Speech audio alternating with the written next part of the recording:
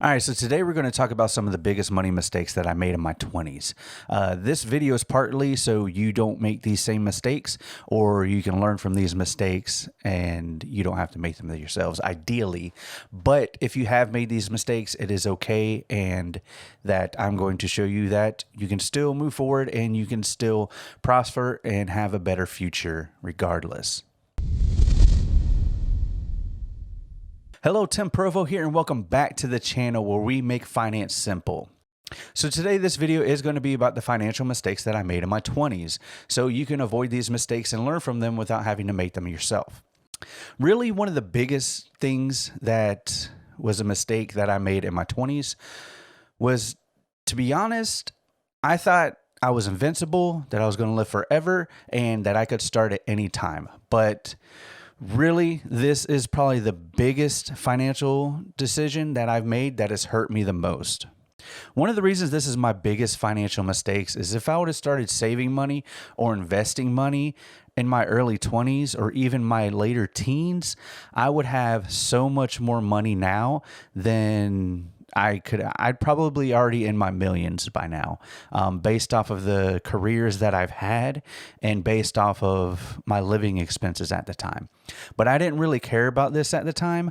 I was more worried about partying. I was more worried about going out till, late hours of the night and drinking and, spending all my money on food and going out clubbing and all that stuff.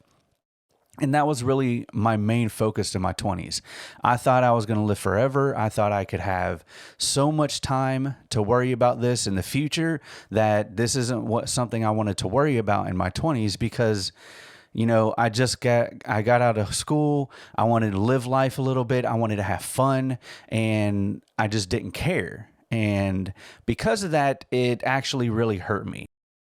Because not only did it set this loss that I've had financially, that I could have been in a so much better position now than I am, it also hurt me in terms of work history because, I had really good paying jobs. I just never kept them for long.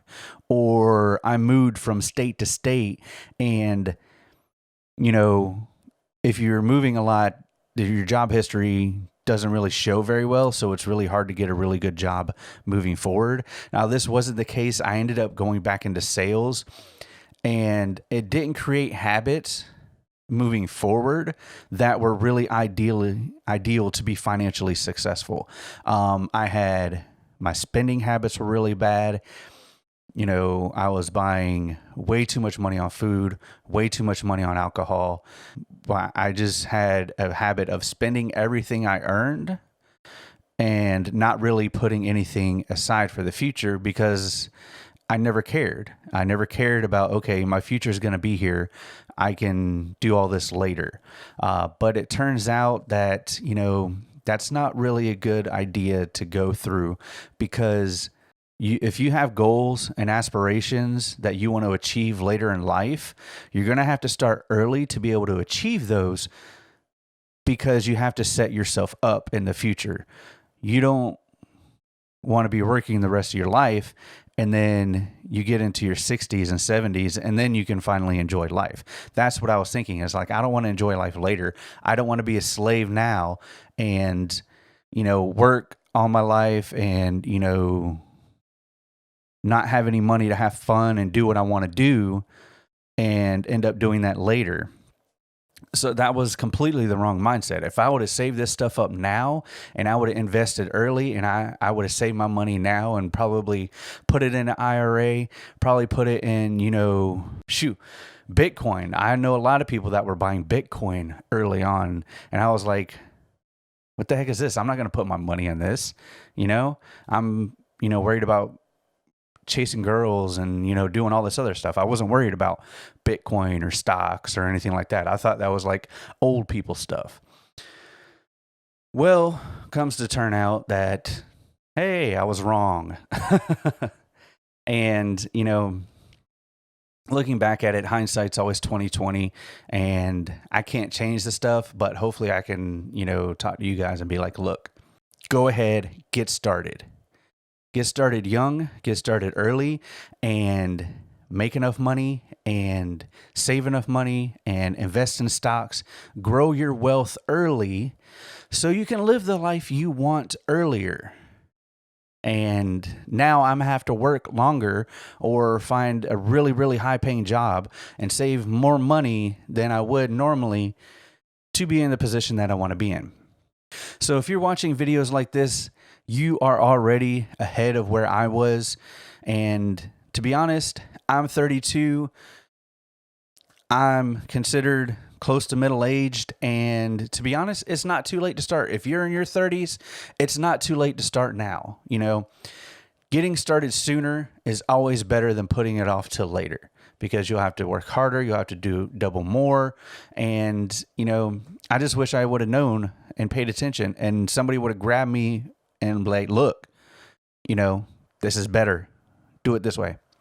So one of the other mistakes that I made was, of course, I talked about my spending habits. My spending habits were completely absurd. When I sold cars for going on probably about 6-7 years. I was a car salesman and I made really good money. I made probably about $5,000 a month, just off of selling cars. And then I had, products that I also did computer repair. So I did that on the side, and that was all take home. I made $5,000 a month in take home. And some people might not think that's a lot of money, but to me at the time, that was my highest paying job. And I thought it was really, really, really good money. And it's nothing to sneeze at. But instead of blowing all that money and spending it on stuff I didn't need, I should have invested it. And right now, I could probably just be living off of my dividends if I invested all that money for those 6 years. If I could have lived off of, say, $2,000 a month, which you can easily do. You can easily live off of $2,000-$3,000 a month. And then I would have had $2,000 a month that I could have set aside to where now I could almost have $1 million just from that alone. And I could be living off of 4% of that, which is $40,000.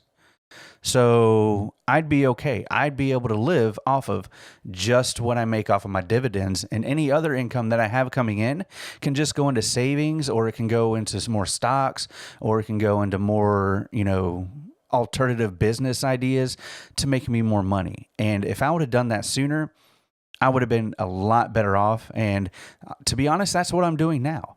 I am taking probably about 40% of the money that I get in, and I'm putting that in my investments. I'm putting it in my IRA. I'm putting it in my index funds, and I'm putting it to the side to where it can make me more money in the future.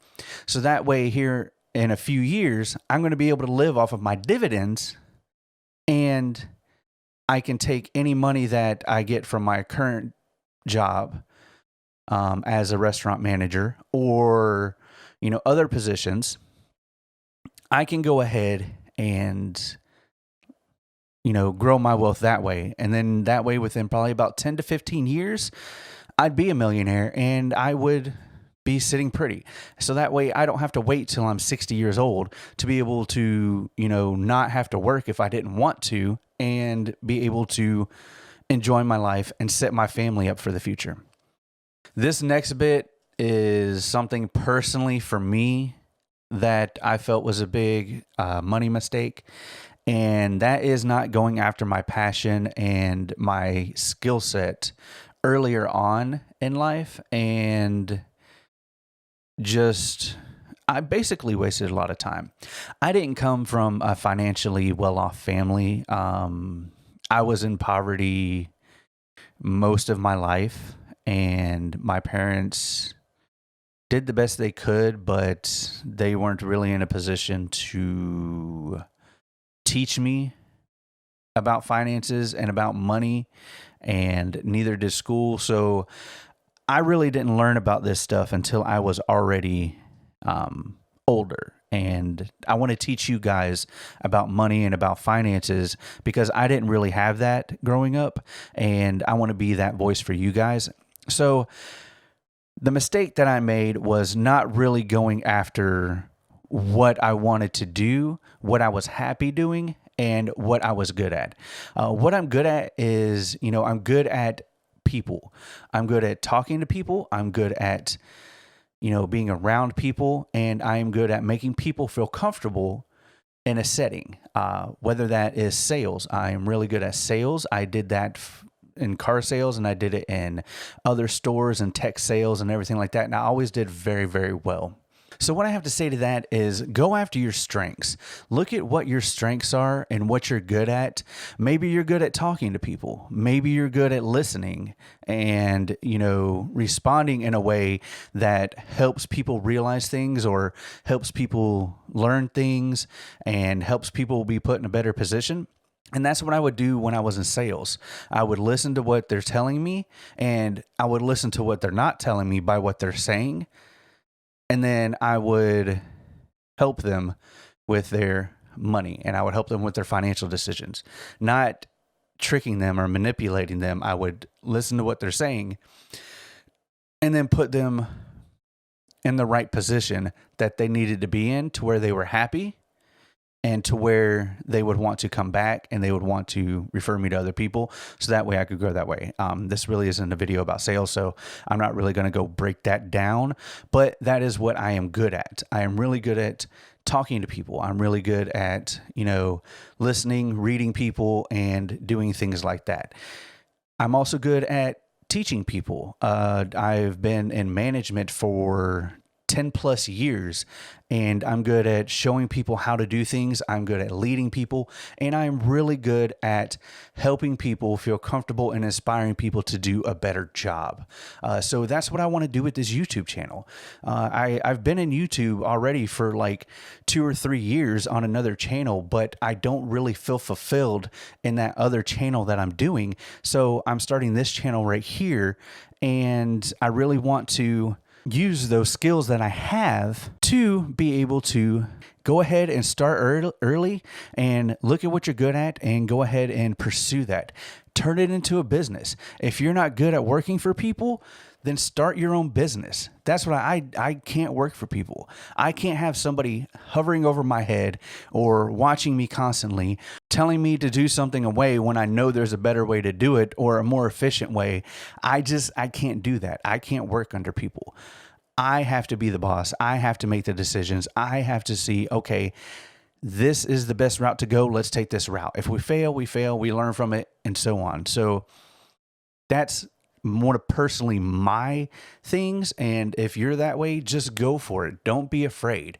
Now, I'm not saying quit your job right now and just go for it. No, set it up. Go ahead and invest in that company. Go ahead and start doing it and build it up so that way you can quit your job. And that way you can set your business up. And that's what I'm doing right now.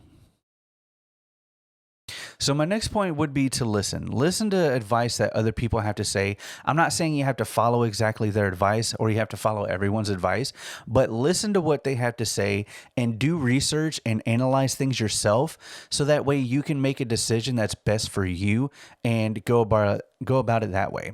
I had a real bad problem when I was younger of listening to people. I didn't care what nobody had to say. I'm bullheaded, I'm stubborn, and I'm going to do things my way. Be danged the consequences. And that was really not a smart move and not a smart way to go about things. So I would go ahead and create my own path. Whether it was good or bad, I would find out anyways. And I would just, screw what everybody else says, and I'm going to just go this way, and I'm going to go this way regardless. And because they tell me otherwise, I'm going to just keep going. That's not really too smart. You want to listen to your peers a little bit, and you want to listen to the people that are above you in status and pretty much, older than you and a little bit more years under the belt and a little bit more experience. But later on in my 20s and now in my 30s, I'm like, they did make a lot of sense. And that, really is a smart move to do. And now that I'm doing it and it's paying off so well. And if I would have listened to them when I was younger, it would have paid off so much more. And I'm like talking major, major payoffs. So listen to what people have to say. You don't have to do what they have to say. You can listen to them, analyze it, figure out if that's the best move for you and if it's the best decision for you. Be smart, but listen.